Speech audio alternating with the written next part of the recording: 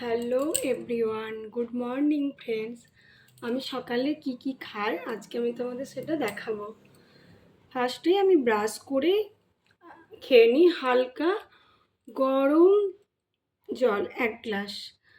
তারপর তার কিছুক্ষণ পর আমি খাই এই স্বর্ণ মধুটা।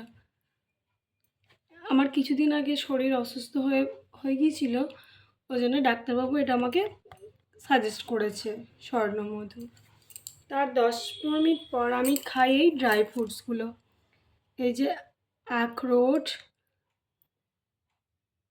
আলমন্ড বাদাম, কাজু বাদাম, কিশমিশ, এই ড্রাই ফ্রুটসগুলো আমি খাই। তারপর 30 মিনিট পর খাই আমি এই কলাটা। তার কিছুক্ষণ পরই আমি করি ব্রেকফাস্ট। এটাই হলো আমার সকালের রুটিন।